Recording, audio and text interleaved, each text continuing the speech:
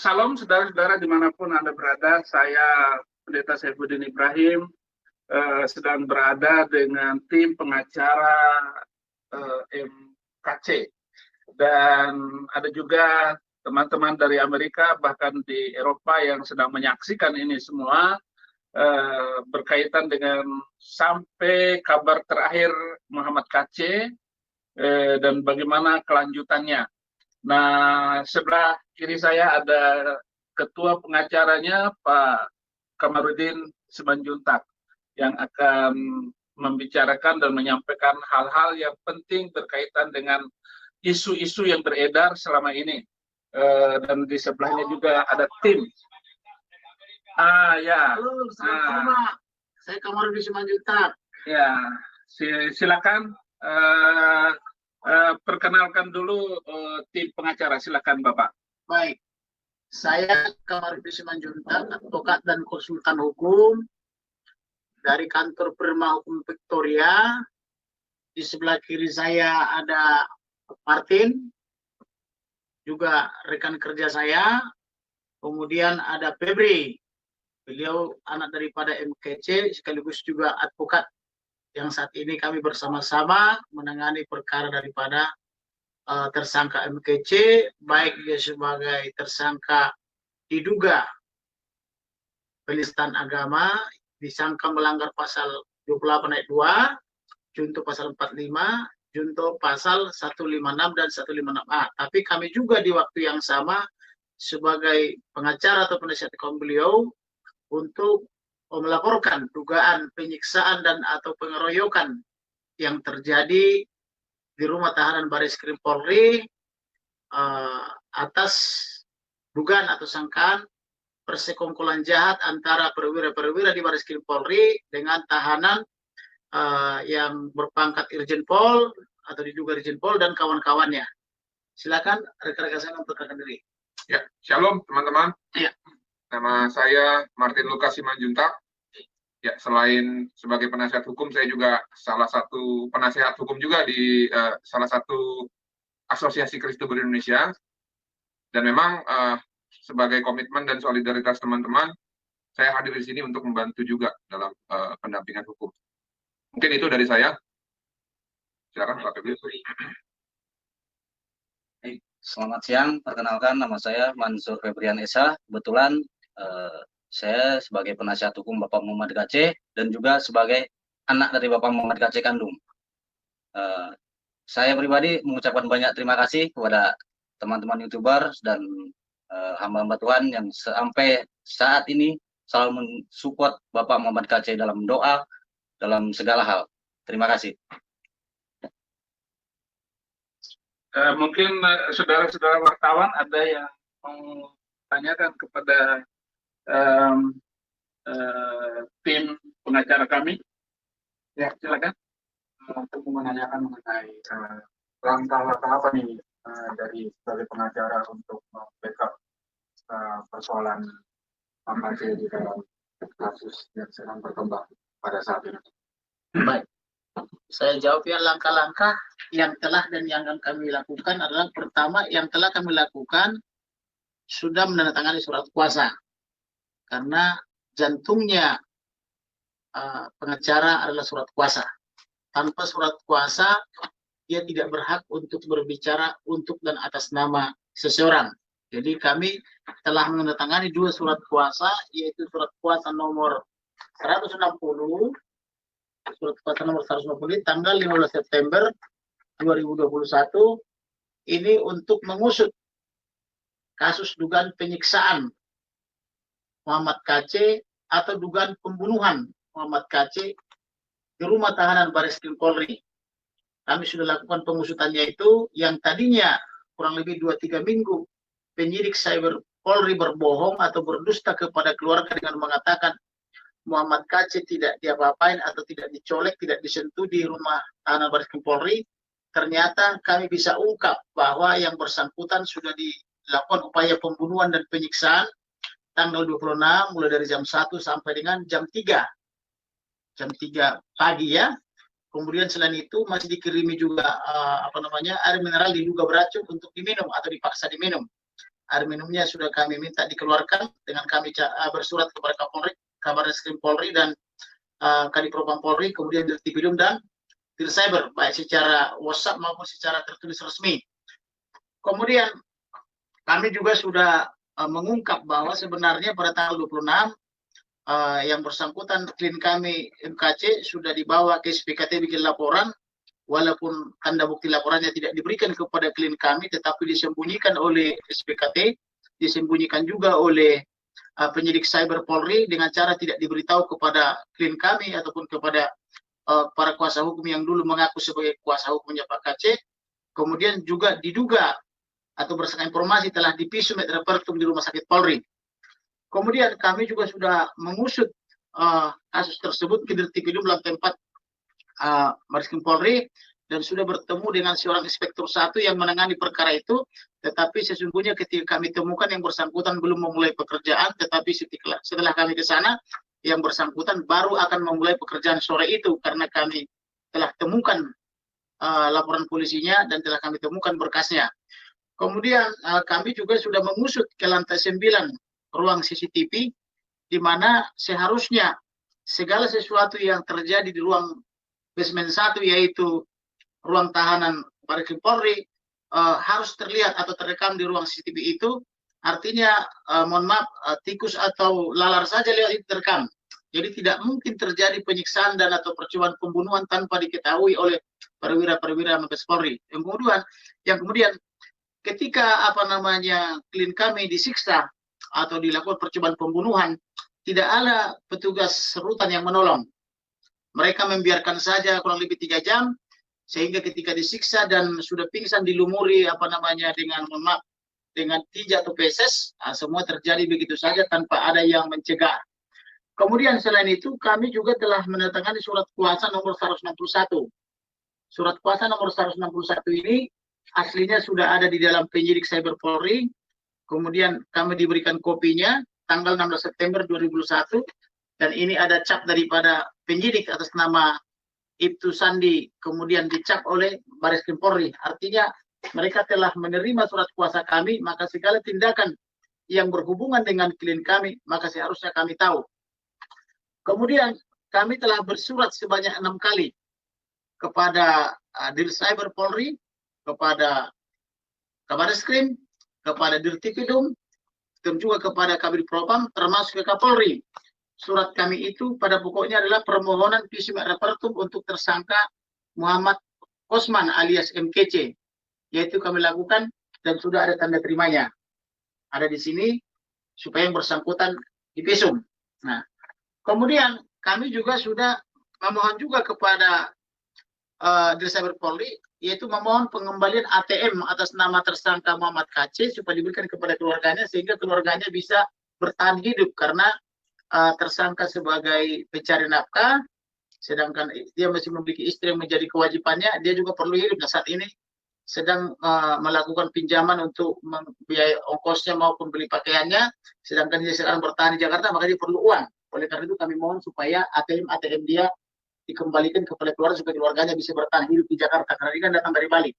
Kemudian selain itu kami juga sudah berkirim surat juga kepada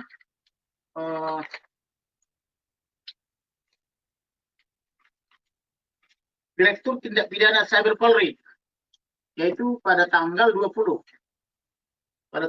September 2021, tanggal 20 September 2021, pada pokoknya memohon keterangan atas penyiksaan tersangka Haji Muhammad Kosman alias MKC atau atas dugaan pembunuhan di rutan Barreskrim Polri. Kemudian permintaan visum et repertum, CT scan, MRI, X-ray, kemudian pemeriksaan ahli forensik dan psikis serta ahli psikiater dan ahli psikolog forensik atas diri tersangka Haji Muhammad Kosman alias MKC. Karena kenapa? Karena klien kami ini selain dilakukan dugaan percobaan pembunuhan, kemudian itu disiksa, tapi yang bersangkutan itu juga diminta keterangan tanpa didampingi penasihat hukum oleh penyidik cyber Polri, sehingga semua keterangan yang didapat oleh Direktur Cyber Polri itu adalah cacat hukum karena orang yang sedang disiksa, sedang mengalami kesakitan, tetapi tetap diminta keterangan tanpa diberitahu kepada keluarganya, tanpa dibawa berobat.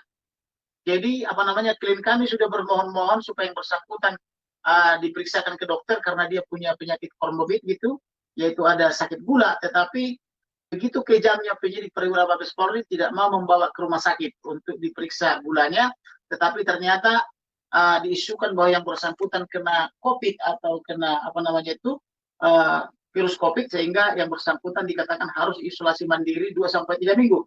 Tetapi kenapa yang bersangkutan diisukan COVID? Ternyata dapat kami ungkap bahwa tersangka Muhammad Kece ini selama 2-3 minggu dijejali obat penahan rasa sakit sekaligus obat mengobati apa namanya bekas-bekas penyiksaan itu, supaya ketika diperhadapkan dengan keluarga harapan mereka sudah tidak terlihat lagi. Tetapi berkat investigasi kita dan berkat izin daripada Tuhan Yang Maha Kuasa, akhirnya terungkap semua kebohongan itu. Dan pasca terungkap, sekarang perwira Mabes Polri berlomba-lomba bikin rilis bahwa ternyata klien kami telah disiksa atau dianiaya oleh katanya sesama tahanan, kan begitu. Sementara sebelumnya mereka semua tutup mulut dengan mengatakan tidak terjadi apa-apa, tidak dicolek, bahkan kunci daripada sel daripada MKC itu ada di tangan penyidik dan tidak ada duplikasi. Itu sebelumnya dikembangkan selama 2-3 minggu.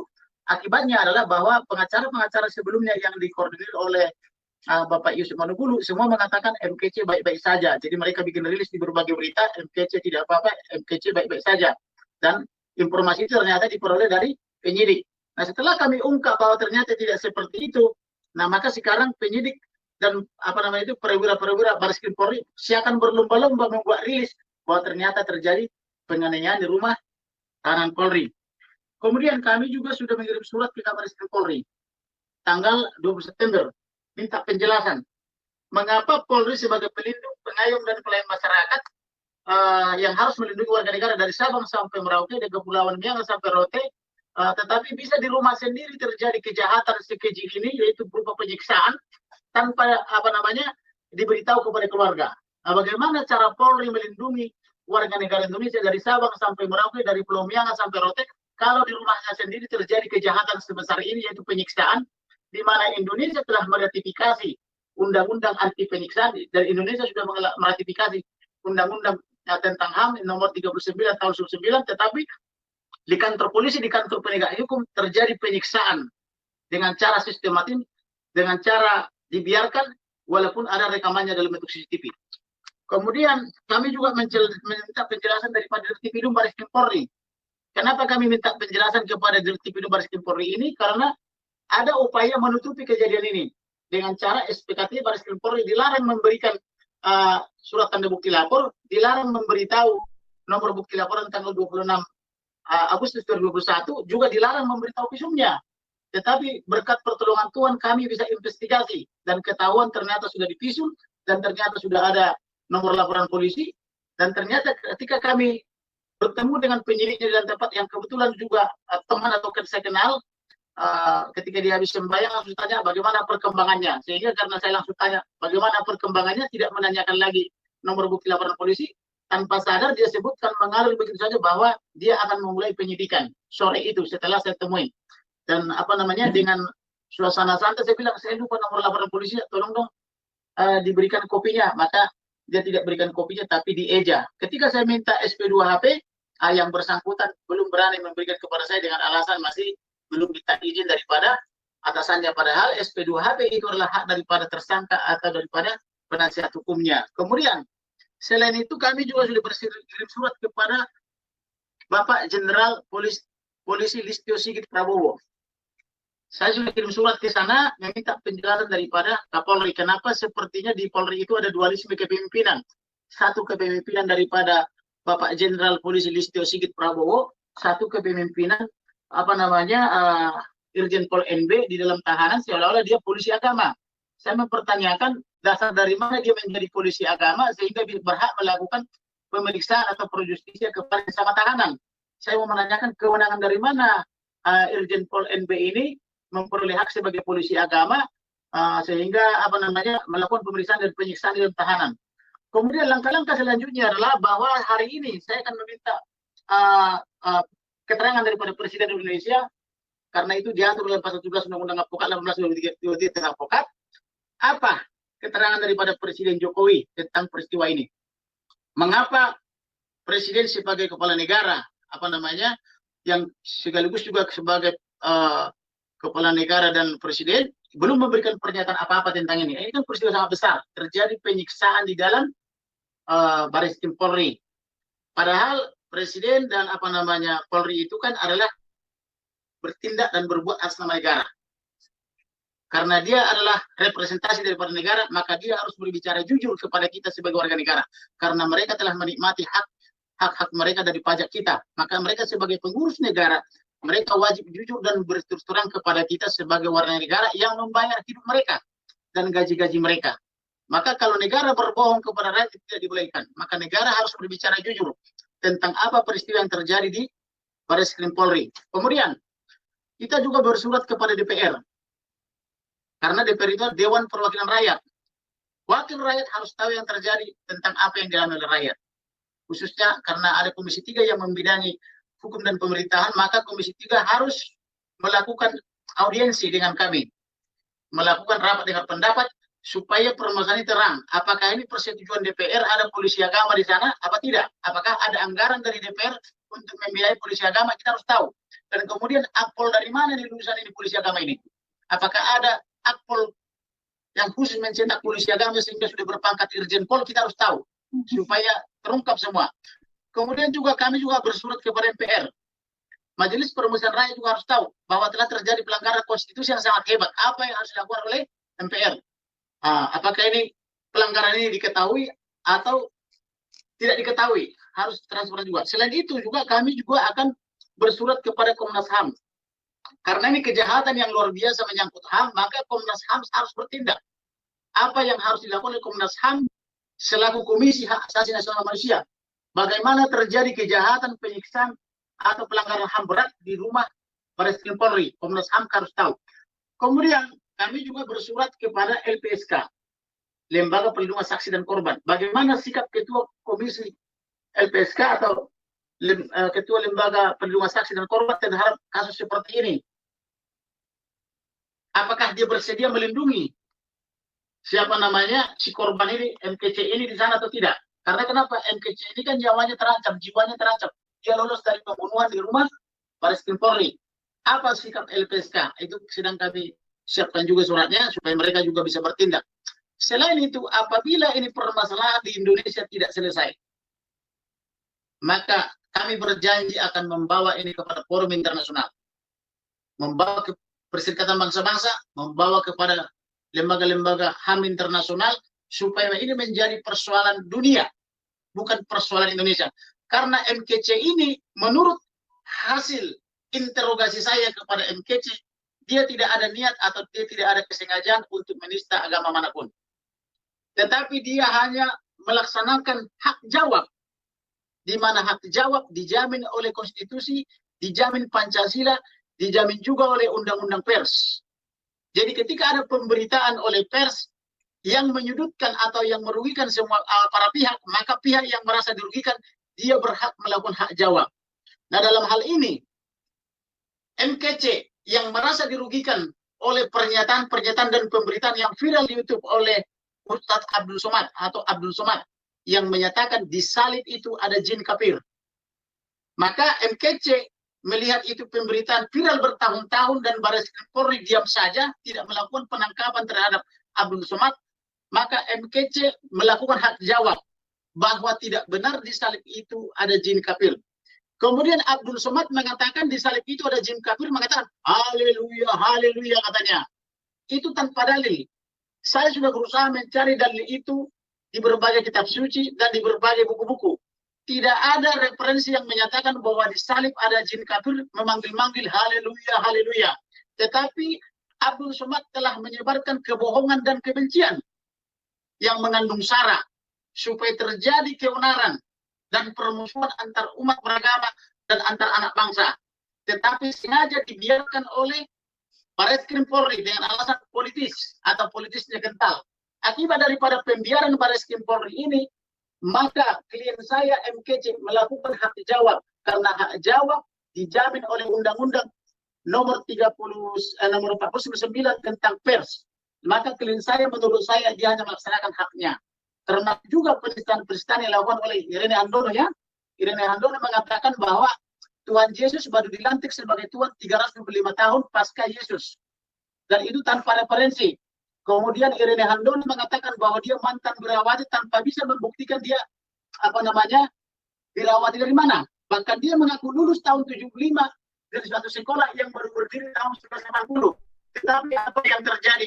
Bareskrim Polri tidak menangkap mereka. Artinya Bareskrim Polri menganggap itu adalah suatu dakwah, tapi kalau dijawab itu suatu penistaan. Ini standar ganda. Secara hukum tidak dibenarkan. Kemudian selain itu ada lagi namanya Yahya Waloni. Yahya Waloni mengatakan bahwa Babel Kristen itu adalah palsu, rusak dan sebagainya, dan mengatakan Tuhannya Kristen Roh Kudus adalah Roh Kudus. Tapi oleh Bareskrim Polri sengaja dibiarkan itu viral terus, tidak diturunkan hingga ketika klien saya tersangka MPC ditangkap, maka supaya kesannya 1 berbanding 1, maka ditangkaplah Yahya Waloni. Jadi seperti ini politik, ibarat ini satu-satu kan begitu. Nah ini yang tidak kita mau. Kemudian ada lagi namanya Nandar, ada lagi nama Kainama, ada lagi yang namanya Menasim Ali. Menasim Ali lebih kejam lagi kepada Kristen dan Katolik, mengatakan bahwa Yesus Kristus lahir dari perzinahan. Di mana Menasim Ali tadi mengatakan bahwa Yesus lahir karena perzinahan. Saya ulangi ya, Menasim Ali mengatakan Yesus lahir karena perzinahan Bunda Maria dengan tentara Romawi. Ini sengaja dibiarkan oleh Bareskrim Polri, tidak ditangkap sampai hari ini. Belum lagi Stephen dan lainnya dari Mualaf Indonesia, mereka semua bebas merusak dan menista umat Kristen dan Katolik tanpa ditindak oleh Bareskrim Polri. Maka menurut saya tindakan Muhammad Kece tidak ada niat untuk menista agama apapun, tapi dia hanya menggunakan haknya untuk menjawab bahwa tidak benar di salib itu ada jin kafir. Jadi oleh karena itu, kalau Bareskrim Polri menganggap itu satu penistaan, maka tangkap dulu dong apinya. Apinya adalah Abdul Somad, sedangkan asapnya adalah Muhammad Kece. Artinya Muhammad Kece melakukan hak jawab atas kejahatan atau dugaan kejahatan yang dilakukan oleh Abdul Somad. Oleh karena itu, supaya bangsa ini tetap utuh, supaya bangsa ini tetap menghormati hukum sebagai panglima, maka Bareskrim Polri saya himbau supaya bertindak adil, jujur dan berterus terang. Sehingga setiap orang yang diduga melakukan kejahatan hukum harus ditindak, jangan dipilih-pilih. Jangan dipilih-pilih tersangkanya berdasarkan suku, agama, ras, dan antar golongan. Itulah yang bisa saya sampaikan. Kalau ada dari rekan-rekan kerja saya, silakan disampaikan. Terima kasih. Saya mungkin mau nambahin sedikit saja mengenai kronologi singkat ya. Di awal pada saat Pak Kece tiba di Jakarta tanggal 25, saya dan salah satu rekan pada saat itu dari tim kuasa hukum yang lama bertemu dengan salah satu penyidik di malam hari yang akhirnya kita sepakati bahwa di siang hari tanggal 26 jam 12 kita akan dipertemukan dengan Bapak Kece. Lalu pada saat tanggal 26 siang ketika kita sudah sampai di ruang siber Mabes Polri, di sana kami sudah dilakukan swab antigen untuk persiapan agar bisa menemui tahanan yang dalam hal ini adalah Pak Kece. Setelah dilakukan swab antigen, dengan harapan bahwa kami akan segera bertemu dengan Pak Kece, ternyata sampai jam 6 sore kami juga tak kunjung diberikan akses ataupun dipertemukan dengan Bapak Kece. Di sini akhirnya kami dan tim itu mempertanyakan sebenarnya ada apa? Kok bisa di malam harinya dibuat appointment dan dibuat rencana untuk pertemuan tiba-tiba batal sepihak karena ada informasi bahwa tahanan itu harus dilakukan isoman. Pertama dibilang 7 hari, lalu berubah lagi 14 hari. Nah, di sini saya berpikir bahwa ada kejanggalan. Namun pada saat itu, karena ada kepastian dan jaminan bahwa Bapak itu keadaannya sehat dan tidak ada sesuatu hal yang buruk yang terjadi kepada beliau, akhirnya dari informasi inilah yang kami sampaikan kepada teman-teman, agar teman-teman percaya bahwa tidak mungkinlah hal-hal yang buruk seperti itu bisa terjadi di salah satu markas besar kepolisian kita. Tentunya ini juga yang akhirnya membuat kita kecewa. Bagaimana bisa suatu jaminan dari suatu institusi yang mewakili negara ternyata tidak bisa dipegang omongannya. Oleh karena itu saya pikir ini perlu di garis bawahi ya. Karena kemarin di salah satu media itu salah satu pejabat dari kepolisian mengakui ada kelalaian. Dan beberapa teman-teman ataupun umat Kristen ataupun masyarakat umum ada yang mempunyai persepsi berbeda bahwa ini adalah pembiaran. Namun nanti kita tentukan saja, kita tunggu saja bagaimana hasil-hasil dari penyidikan dan penyelidikan untuk mengetahui apa sebenarnya yang terjadi pada saat malam itu gitu loh. Mungkin itu dari saya, Bu. Bisa dari rekan saya. Baik, mungkin saya izin menambahkan terkait rekan saya yang terjelaskan. Tanggal 9 September saya pertama kali bertemu dengan Bapak Muhammad KC. Di situ saya sudah berulang kali memohon kepada penyidik untuk bisa bertemu. Mereka menjamin, "Dek, bapakmu baik-baik saja," katanya. Abang jamin, demi Tuhan, abang tidak sentuh sedikit pun. Tapi nyatanya, dengan terbuka seperti ini, ada kebohongan yang mereka tutupi.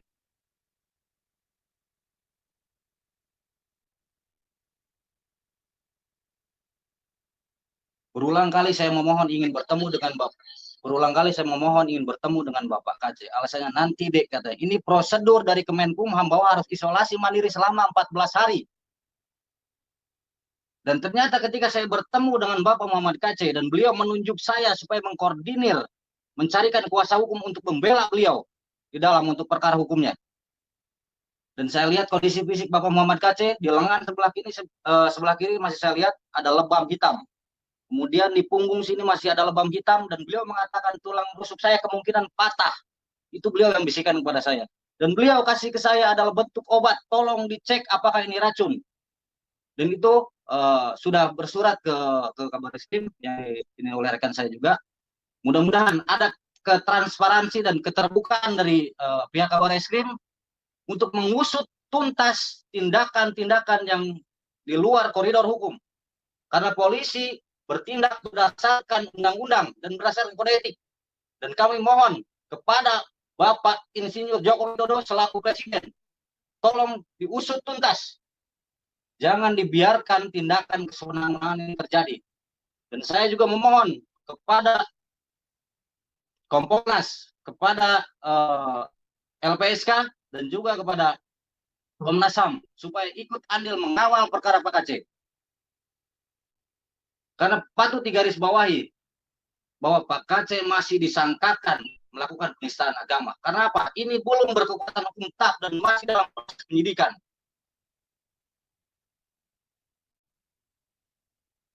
Seharusnya kita semua menghormati kaidah-kaidah hukum berasaskan dengan asas praduga tidak bersalah. Dan seharusnya penegakan hukum itu harus secara equal. Equality before the law. Dan itu semua sama di muka hukum. Mau dia mengatakan dia sebagai irjen atau siapapun ketika melakukan tindak pidana, tolong diusut tuntas dan ditindak seadil-adilnya. Dan kepada abang saya, tadi saya sempat melihat di siaran Kompas mengatakan, harusnya Pak KC berterima kasih karena telah diperlakukan seperti itu oleh seorang irjen. Karena itu bentuk kekesalan. Saya garis bawahi, Bang, apakah abang mendukung terkait kekerasan yang terjadi? Sedangkan Indonesia sudah meratifikasi Undang-Undang HAM. Jadi saya mohon, ketika penegakan hukum sedang berjalan, jangan sampai ada statement-statement yang merugikan atau mencari sensasi di luar sana karena persoalan politik. Selama 2 minggu kami dari pihak keluarga dan saya juga sebagai kuasa hukum sudah dininabobokan dengan alasan isolasi mandiri. Dan satu pertanyaan saya, ketika misalnya Bapak Muhammad KC mati di dalam tahanan, apakah kalian akan mengatakan Pak KC kena COVID? Tolong kepada Bapak Kapolri, diusut setuntas-tuntasnya kepada Bapak Kabarreskrim. Tolong jangan ada keberpihakan. Dan kepada abang-abang penyidik yang sudah membohongi saya berminggu-minggu, tuntaskanlah tugas kalian sesuai koridor hukum dan berdasarkan kode etik. Jangan karena Anda takut melihat bintang ataupun apapun. Karena nasib bangsa ini ketika penanganan hukum ada di tangan-tangan kalian.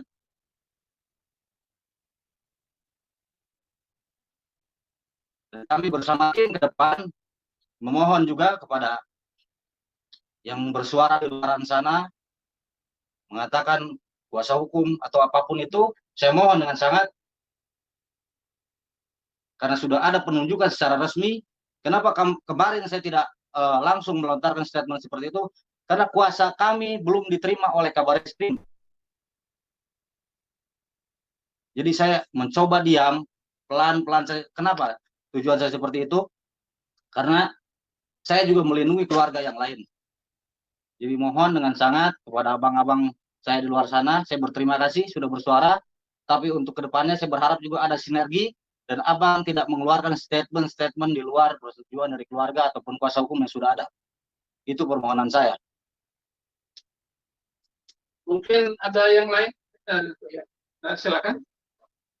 Ini banyak isu yang beredar bahwa sebenarnya Napolnya dua partai itu melakukan hal itu bukan, kalau di surat pernyataan dia kan seolah-olah dia membela agama, tapi ada yang menduga itu ada hal lain dalam tanda kutip kepentingan dia pribadi, karena dia sedang terkait kasus di mana kasusnya sudah banding gagal, dan mungkin momentum ini pakai dia untuk menarik simpati kaum-kaum yang selama ini berdemo untuk menekan penegak hukum. Nah, kira-kira kalau dari kuasa hukum sendiri atau Pak Saipudin, apa kira-kira motifnya Napoleon ini? Karena seorang pejabat perwira tinggi tidak mungkinlah melakukan hal-hal yang seperti dilakukan oleh Kopral. Baik, saya menjawab ya, tidak mudah seseorang atau polisi menjadi jenderal, apalagi sampai punya bintang 2 di pundaknya. Dia sudah melalui banyak pendidikan dan banyak karir sehingga bisa sampai di situ. Jadi ini adalah aneh apabila ada seorang oknum jenderal penegak hukum tetapi tidak menghargai hukum. Maka sewajarnya lah seorang polisi yang sudah berpangkat jenderal patuh kepada hukum. Yang pertama. Yang kedua, kalau yang bersangkutan mengatasnamakan karena kecewa atau sakit hati karena ada orang diduga menista agama, tadi sudah saya jawab bagaimana sikap mereka terhadap Abdul Somad yang terus-menerus bikin YouTube menghina umat yang lain dari agama yang lain, mengatasnamakan ceramah, kemudian dia mengkafir-kafirkan orang lain dan menyatakan di salib itu ada jin kafir. Apakah Irjen Pol yang bersangkutan itu bisa merasakan apa yang dirasakan oleh kaum Nasrani dan Katolik? Nah, itu pertanyaan yang berikut kepada dia. Yang ketiga, kalau dia mengatakan bertindak untuk dan atas nama saudara-saudara kita kaum muslim, kapan dia diberikan wewenang atau surat kuasa oleh saudara-saudara kita umat muslim kepada dia untuk atas nama saudara-saudara kita umat Islam sehingga dia bisa bertindak melakukan kejahatan, penyiksaan dan percobaan pembunuhan seperti itu? Mana surat kuasanya? Yang berikutnya, kalau dia sebagai inspektur jenderal lalu atas nama agama melakukan tindakan itu, apakah dia benar-benar lulusan akpol bidang keagamaan? Apakah dia polisi agama? Dari mana wewenang polisi agama itu diterima? Apakah dari Kapolri atau dari lembaga mana? Kita harus tahu. Yang berikutnya, bahwa dugaan kejahatan korupsi tidak lebih baik daripada dugaan penistaan agama. Artinya, melakukan kejahatan korupsi itu adalah penistaan juga. Kenapa? Karena seorang pejabat ketika dia menduduki jabatannya, dia disumpah bahwa dia tidak akan menyalahgunakan kewenangannya. Nah, disumpah tentu menurut agama dan kepercayaannya. Dengan dia mengatakan, demi Allah saya bersumpah, berarti di situ ada keterlibatan daripada pencipta, yaitu Tuhannya. Kemudian dia juga terlibat dengan kitabnya, bahwa kitabnya itu diangkat di belakang kepalanya, bahwa dia berjanji tidak akan melakukan dugaan kejahatan korupsi maupun penyalahgunaan kewenangan.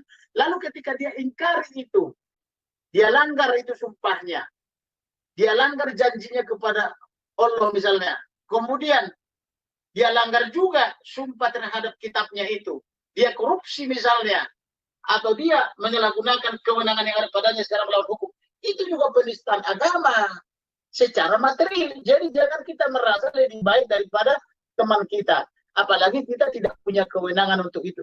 Tetapi secara politis, yang dibilang abang wartawan tadi, bahwa dia berusaha mencoba menarik simpati masyarakat, seolah-olah dia adalah orang yang agamawi, atau seolah-olah dia adalah orang yang alim, untuk mempengaruhi teman-teman hakim agung nanti supaya putusannya mungkin diringankan atau dibebaskan. Maka menurut saya, Majelis Hakim Agung saya rasa sudah bisa memperkirakan itu apa maksud dan tujuannya. Maka oleh karena itu, saran saya kepada para tersangka, khususnya terdakwa dan terpidana, jangan harapkan ada pembebasan hukum dengan melakukan kejahatan. Tetapi mari tegakkanlah hukum dengan cara patuh kepada hukum. Kemudian, jangan juga beranggapan apabila melakukan kejahatan, maka seolah-olah sudah membela agama dan Tuhan. Kalau Anda mau membela agama dan Tuhan, maka berikanlah contoh, berikanlah sikap yang baik, berikanlah kasih yang baik, mengasihi sesama, berbuat yang jujur, berbuat yang benar. Itu sudah membela Tuhan kita dan juga membela agama kita. Karena dari sikap diri kita, orang akan melihat, oh, Kamarudin Simanjuntak itu orangnya hidupnya benar. Maka orang akan mengatakan, agama apa dia? Orang apa dia? Maka orang akan bertanya sendiri tanpa kita umbar-umbar. Kalau kita senang menolong orang, misalnya memberi pelayanan pro bono pro deo tanpa harus dibayar karena memang orangnya tidak mampu bayar, itu pengacara yang baik. Itu dari mana dia? Orang apa itu abang itu? Orang akan bertanya tanpa harus diumbar-umbar. Tapi janganlah kau melakukan kejahatan mengatasnamakan agama dan mengatasnamakan Tuhanmu. Itu adalah penistaan. Jadi oleh karena itu berhentilah menista. Marilah hidup jujur dan terhormat. Berikanlah kepada setiap orang apa yang menjadi haknya. Terima kasih. Ya, kembali ke rekan-rekan yang mungkin di Amerika sudah larut malam ya. Pastor Tony Bastaman mungkin bertanya kepada, silakan kepada pengacara. Ya, bisa dengar saya, Pak? Dengar, bisa Bapak, bisa.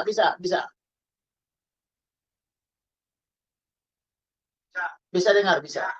Saya melihatnya di momentum ini ada pelanggaran hak asasi manusia yang Betul. sangat berat, Ya. kriminal. Karena kalau di Amerika penistaan agama itu tidak ada.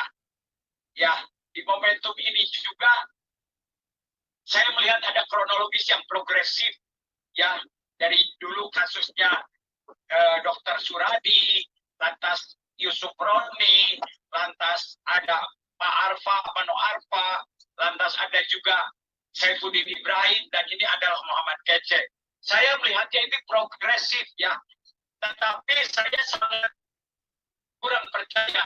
Walaupun di Indonesia seharusnya tadi Pak Febri mengatakan equality before the law, tetapi in reality ada unwritten law, hukum yang tidak tertulis di dalam kenyataannya. Tentunya ini itu yang akan tanpa menunggu Pak Kamarudin dan tim mengadu ke PBB pun, kami pun akan bergerak di sini. Ya, kami pun tentunya akan bergerak di luar negeri mengenai kepada hak asasi manusia. Ya, dan kita tahu kalau if you are in danger in the country, kita bisa mengadakan political asylum, suaka politik. Kalau di Bareskrim saja bisa ada penyiksaan yang sangat mengerikan, ya, sangat mengerikan sekali. Nah, itu yang terlibatnya bukan tukang beca, ngegebukin tukang beca, bukan menghina tukang beca. Ini, ya, ini suatu pejabat tinggi, ya, yang menurut saya sih alasannya tidak murahan sekali. Alasannya murahan sekali. Ya, sebagai pejabat tinggi karena membawa agama di mana equality service itu. Nah, pertanyaan saya kepada tim yang saya hormati dan kami bangga ada orang pembicara. Bagaimana intervensi luar negeri? Tentunya kami akan bergerak di dalam segala bidang, di media sosial Kristober internasional, di Murtadin internasional, dan di hak asasi manusia bahkan ke PBB. Tentunya kami akan menuju ke sana. yang saya sangat khawatirkan kalau di Bareskrim saja bisa terjadi. Apakah ada tempat yang aman, khususnya buat Pak Kece dan keluarganya? Kalau memang tidak begitu aman, apakah bisa diamankan lewat suaka politik? Ya, saya nanti meminta petunjuk karena yang lebih mengerti di dalam negeri orang lokal adalah pengacara resmi ini. Ya, yang gak resmi saya nggak mau dengerin. Yang resmi ini yang saya mau dengerin. Ya, dengan arti kata satu, kedua juga yang tentunya perlu donasi dan dana. Ya, saya bukan berbicara percaya dengan API atau yang lain, tapi kalau sistemnya transparansi, ya orang luar negeri itu tidak percaya. Kasus tsunami aja dana tidak dikasih ke pemerintah, dikasihnya ke orang-orang Kristen karena biasanya suka nggak nyampe. Nah, kan sistemnya kalau memang ABI berani transparansi, siapapun juga, Saifuddin Ibrahim apa siapapun juga, kalau sudah transparansi, dana itu gampang mengeceknya. Ya tentunya juga hamba Tuhan pengacara juga harus dikasih makan juga kalau ada uangnya, gitu ya. Kita sudah tapi poin ini saya mau bicara apa yang bisa kita intervensi dari luar negeri, entah itu dari Amnesty International Amnesty, karena di internet. Satu lagi, poin kedua yang saya hormati pengacara, ya ini kan kasusnya HAM, ya kasusnya HAM. Sekarang saya dengar di Indonesia ada kasus Munir sedang dimunculkan, kasus 2019 sedang dimunculkan. Kenapa kasus 1098 Mei tidak dimunculkan? Sudah ratusan lebih orang Tionghoa, orang Kristen diperkosa, dibakar, bahkan sudah ada di koran resmi Kompas. Yang Munir yang satu orang meninggal dimunculkan walaupun dia punya rahasia. Ya, kasus 19 yang saya tahu, yang saya dengar cuma 10 orang. Kenapa kasus ini tidak dimunculkan lagi di era di mana yang saya juga melihat ada progresif di rezim ini, ya, ada progresif dibandingkan rezim-rezim sebelumnya. Kenapa tidak dimunculkan? Itu kan satu paket, ya. Kita tahu dari berapa ribu gereja pernah dibakar di Indonesia, berapa pendeta yang pernah dibunuh, ya. Itu hanya gemercing saja, tetapi tidak ada hasilnya. Saya rasa ini satu paket, dan bagaimana saya meminta advis kepada yang saya hormati Pak Komarudin Sitompul.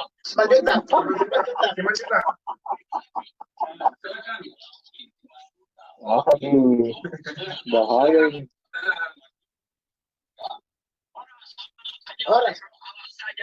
Orang. Jadi yang bisa saya jawab terkait dengan pertanyaan Bapak tadi adalah bahwa lembaga-lembaga HAM internasional, termasuk PBB, termasuk ormas-ormas lainnya dari internasional, bisa mengintervensi presiden atau pejabat tinggi negara Republik Indonesia supaya patuh hukum. Alasannya kenapa harus patuh hukum? Karena pemerintah Indonesia atau negara Republik Indonesia telah meratifikasi undang-undang tentang HAM. Maka Indonesia wajib patuh kepada hak asasi manusia. Yang kedua, Indonesia telah meratifikasi juga undang-undang tentang larangan penyiksaan. Tetapi ini terjadi penyiksaan dan percobaan pembunuhan justru di rumah Bareskrim Polri. Oleh karena itu harus ada yang bertanggung jawab pejabat negara atas nama negara Republik Indonesia supaya tidak terulang terus-menerus di kemudian hari. Saya sebagai bakal calon pemimpin negara ini keberatan apabila terus dicemarkan Bareskrim Polri dan institusi Polri itu. Karena saya sebagai bakal calon pemimpin di masa depan untuk negara ini, saya mau citra negara ini baik di mata internasional supaya orang berlomba-lomba investasi ke Indonesia. Saya mau citra penegakan hukum di Indonesia ini harus bagus. Supaya kenapa? Supaya orang asing khususnya dari negara-negara maju percaya untuk berinvestasi di Indonesia.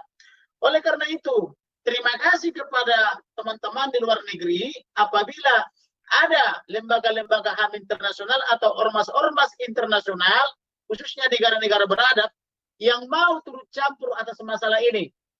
Kemudian ke depan, political will kita adalah tidak boleh lagi mencantumkan KTP beragama tertentu atau agama harus dihapuskan dari KTP, karena agama ini sering dipolitisir di Indonesia untuk tujuan-tujuan politik dan termasuk untuk tujuan jahat, termasuk untuk melegitimasi kejahatan. Oleh karena itu, kalau masih agama memiliki kalau KTP masih memiliki agama, maka sulit untuk kita dapatkan keadilan, karena faktanya saat ini di Barreskrim Polri ada dua kubu. Satu kubu yang pro kepada Yahya Walori dan kawan-kawan, satu kubu terhadap anti kepada MKC. Oleh karena itu, supaya polisi, khususnya polisi Republik Indonesia, bisa berdiri benar, objektif dan profesional, dia harus bisa melepaskan keagamannya. Dia harus berdiri di atas 6 agama yang ada. Tapi kalau ketika dia bertindak masih melihat KTP-nya agama apa, maka dipastikan dia akan subjektif. Dia tidak akan bisa bertindak objektif. Nah, kemudian mengenai suaka, memang ada baiknya karena MKC ini menjadi target akibat perbuatan daripada Irjen Pol LB, seolah-olah dilegitimasi apabila dibunuh atau ditiadakan MKC ini.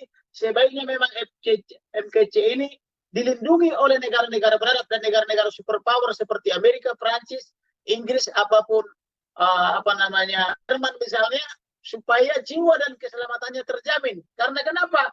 Bagaimana mungkin Polri bisa menjamin warga Indonesia, sedangkan rumahnya sendiri tidak terjamin. Padahal di rumahnya itu kita lengkapi CCTV yang sangat canggih, pengawal 24 jam. Tetapi mereka bekerja sama untuk untuk menyiksa dan mencoba membunuh MKC ini. Oleh karena itu, untuk saat ini, untuk sementara, kita tidak percaya kepada institusi Polri apabila orang-orangnya belum diganti. Oleh karena itu, harapan kami, khusus penyidik di cyber ini yang selama 2-3 minggu ini berbohong, harus diganti semua dan diberikan penyidik yang profesional yang bisa lepas daripada identitas KTP agamanya. Terima kasih. Ya. Saya minta mungkin ada yang lain, ada lagi pertanyaan singkat, silakan. Ada ini, Ya. Automo Lukman ini Ya. dari Los Angeles, mungkin ada sesuatu, dia juga pernah mengangkat ke PBB masalah kasus 98, tapi di era itu tidak ada banyak ini. Silakan dari Los Angeles, dibuka mikrofonnya. Masuk. Ya. Selamat siang ya. Selamat siang, Bapak. Bapak semua, Pak Saifuddin dan juga tim pengacara. Terima kasih bisa mengikuti ini, dan saya punya pengalaman beberapa kali. Pertama itu waktu kasus 98, kita pernah membawa 2 orang untuk memberikan kesaksian di PBB, di United Nations, tentang kerusuhan Mei, dan salah satunya itu berhasil mendapatkan suaka politik, dan yang satu lagi itu waktu itu Esther Yusuf dari wanita penggiat hak asasi manusia di Indonesia. Nah, lalu pernah lagi waktu kasus Ahok di penjara, ada satu senator namanya Ed Royce, itu lewat stafnya menghubungi saya, ingin mencari tahu mengenai Ahok waktu itu, dan dia pernah bilang sama saya, kalau ada sesuatu yang bisa dibantu masalah pelanggaran hak asasi manusia, silakan hubungi saya. Kebetulan dia ada di komisi itu di Senator USA gitu loh. Nah, jadi kami dan beberapa orang di Amerika Serikat akan berusaha semaksimal mungkin bisa membantu Muhammad Kece ini untuk sedikit banyaknya mendapatkan bantuan dari luar negeri itu untuk menekan dan juga menyatakan dukungan dan solidaritas buat dia gitu loh. Ya, mudah-mudahan usaha kami bisa berhasil tembus ke senator, kongres, ataupun ke PBB. Gitu aja. Oke, silakan. Ya. Baik, oke. Baik, terima kasih Pak. Untuk kasus 98 memang saya juga termasuk salah satu korban waktu itu. usaha kita bisa lenyap karena ada pembakaran yang sistematis diduga dari oknum-oknum TNI Polri karena mereka berbadan cepat, kemudian tidak ada masyarakat yang berani melawan dan menggunakan kendaraan-kendaraan taktis daripada TNI Polri juga waktu itu. Tapi sampai saat ini memang kasus tersebut tidak bisa diusut tuntas karena selalu dibawa kepada jalur politik. Nah, sepanjang penegakan hukum selalu dikait-kaitkan dengan politik, maka permasalahan daripada kasus seperti ini akan sulit dituntaskan. Nah, tapi khusus untuk MKC ini, sebenarnya peran dunia internasional bisa di sini dimainkan bagaimana supaya pemerintah Indonesia bisa mematuhi nilai-nilai atau hak-hak yang universal yang sudah diakui oleh negara-negara beradab, termasuk juga karena Indonesia sudah meratifikasi tadi Undang-Undang HAM, sudah meratifikasi Undang-Undang Konvensi tentang anti penyiksaan menjadi Undang-Undang Nomor 5 tahun 98 dan sebagainya. Itu artinya Indonesia dengan meratifikasi itu harusnya harus patuh kepada undang-undang itu. Nah, kemudian karena tadi seperti saya bilang tadi, karena terjadi dugaan pembunuhan, penyiksaan dan rencana meracun daripada FKC ini, padahal dia hanya menggunakan hak jawabnya, maka disinilah peran dan fungsi internasional khususnya negara-negara beradab untuk memainkan perannya supaya pemerintah negara Indonesia mau ke depan atau punya political will untuk memperbaiki keadaan yang sudah buruk ini. Terima kasih. Ya, saya tambahkan ya, hal yang terjadi atas Muhammad Kece ini dan penghinaan terhadap pemerintah sudah berjalan puluhan tahun. Tetapi tidak ada pertolongan. Siapakah penolong kami di negara yang mengerikan ini?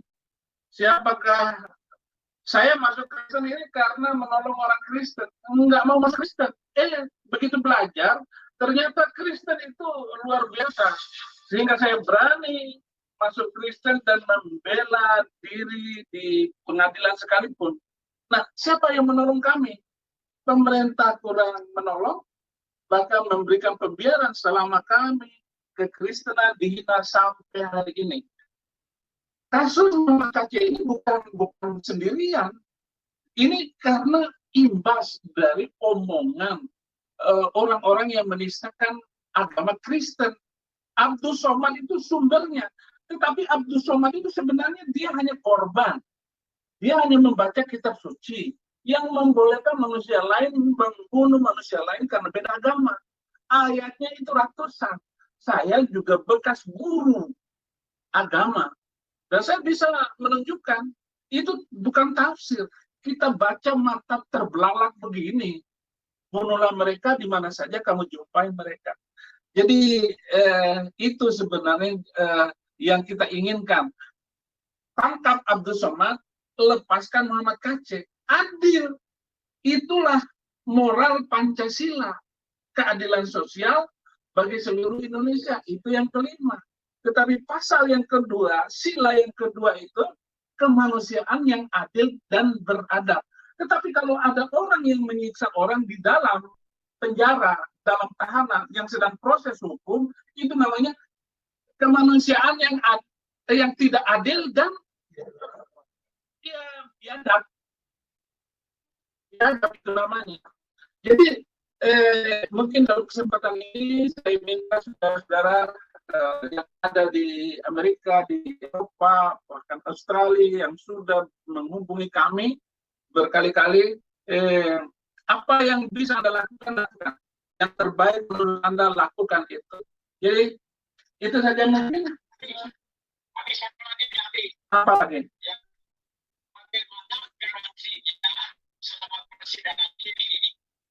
Ya, kita kan tidak mau apa yang terjadi, entah itu diracun di dalam atau bagaimana. Ya, kejadian lagi bagaimana mereka bisa garansi apakah bisa diamankan dulu, misalkan dibawa ke luar negeri dulu sampai nanti persidangannya atau bagaimana, yang kita akan bergerak dengan nanti itunya. Saya sih belum tenang, ya belum tenang. Ya kemarin puji Tuhan, mujizat masih bisa hidup, ya. Tapi kan traumanya sudah itu. Sedangkan di luar negeri itu, if you are in danger in this country, bisa mendapatkan suaka politik. Nah, itu yang pertanyaan saya.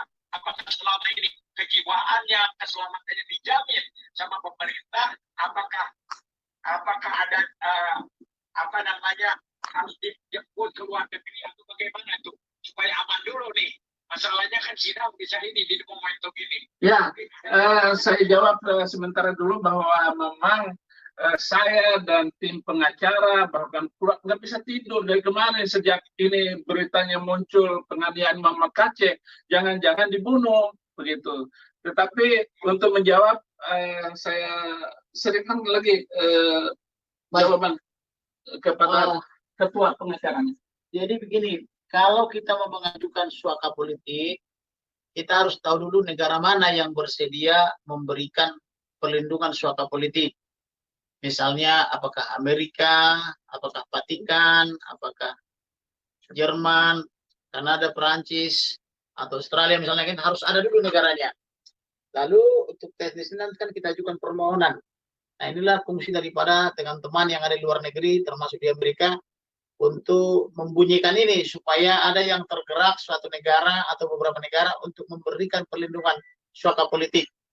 Kemudian mengenai jaminan, tidak ada jaminan di sini. Karena kalau kita bicara jaminan, hanya Tuhan yang bisa menjamin. Sedangkan polisi saja yang menyatakan pelindung, pengayom, dan pelayan masyarakat di rumahnya sendiri tidak terjamin, kan begitu. Jadi bagaimana bisa bicara tentang jaminan? Tetapi walaupun demikian, saya sebagai penasihat hukumnya berjanji bersama rekan-rekan akan mempertaruhkan segalanya untuk membela kasus daripada MKC ini supaya jujur transparan. Kemudian kepada teman-teman saya sebangsa dan setanah air, agar teman-teman di Sabang sampai Merauke berdoa dan jangan mudah terhasut. Kita adalah saudara sebangsa dan setanah air. Oleh karena itu, jangan percaya ini kasus penistaan apabila belum terbukti di pengadilan. Tapi hormatilah hukum itu dan jangan pula terprovokasi dengan tindakan Irjen Pol NB itu, karena itu hanyalah untuk sebagai tujuan politik kotor dia untuk merusak tatanan hukum yang ada di Indonesia. Saya percaya bahwa masyarakat Indonesia masih jauh lebih banyak yang hatinya baik, pikirannya dan benar. Tetapi mereka memilih diam. Oleh karena itu, kepada seluruh warga negara Indonesia yang baik dan benar, yang hatinya baik, yang pikirannya benar dan positif, mari bangkit berdiri, suarakan kebenaran itu, lawan kejahatan secara hukum, supaya negara kita ini bisa hidup baik dan benar ke depan. Saya percaya itu. Masih jauh lebih banyak yang hidupnya baik dan benar. Cuma mereka memilih diam atau silent. Terima kasih. Ya, saya sudah memenuhi janji saya kepada saudara-saudara semua bahwa saya akan live dan memberikan konferensi pers. Terima kasih saudara-saudara yang ada di Indonesia, yang saudara-saudara yang ada di luar negeri yang telah memberikan pertolongan dan memberi support semangat. Terima kasih Pastor.